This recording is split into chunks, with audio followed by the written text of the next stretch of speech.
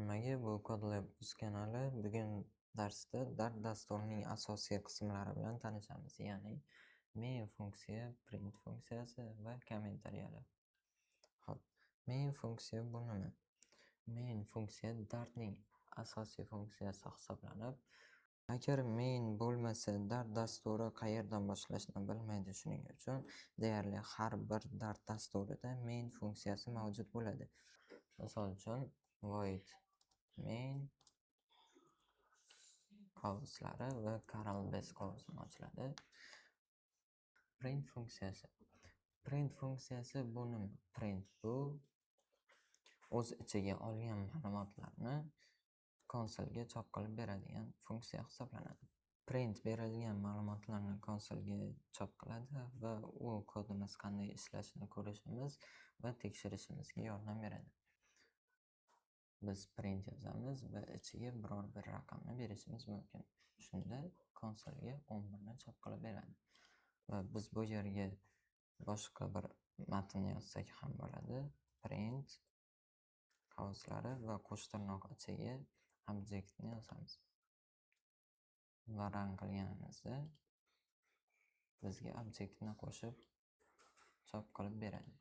Kommentariyalar bu izoh qoldirish. Kommentariyalar odatda hech qanday amal bajarmaydi va u faqat dasturchi uchun izoh sifatida ishlatiladi. Misol uchun 2/ va shu yerga 11 ni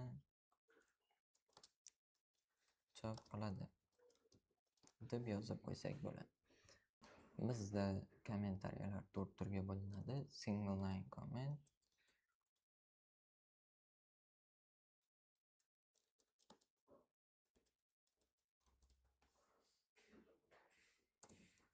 multi-line comment, slash yulduzcha va shu yerga yozishimiz mumkin.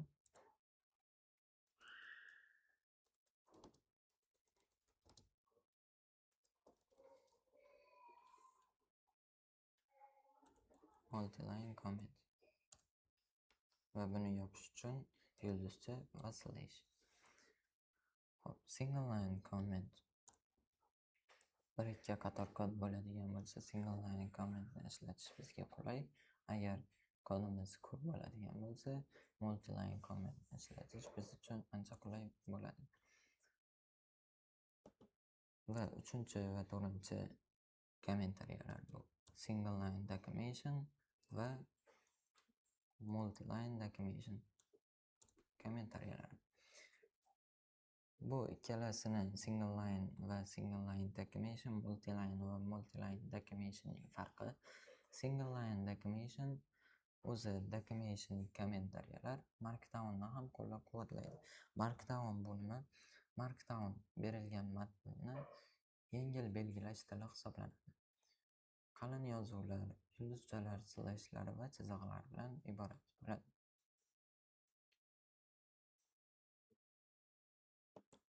Bularning farqi yozilishida ham ozgina farq qiladi. Single line commentda 2 slash, single line decimationda esa 3 slashdan iborat.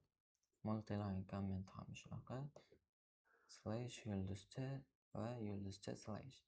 Bunda esa slash 2 yulduz va yulduzcha slash bilan yopiladi.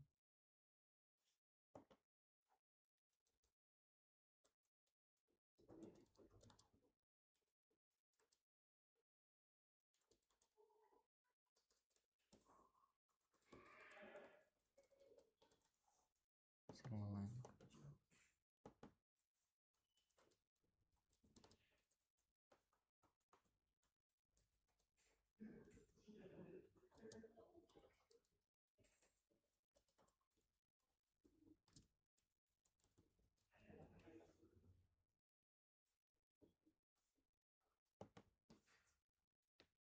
Bugungi darsimiz shulardan iborat edi. Ko'rishguncha xayr, assalomu alaykum.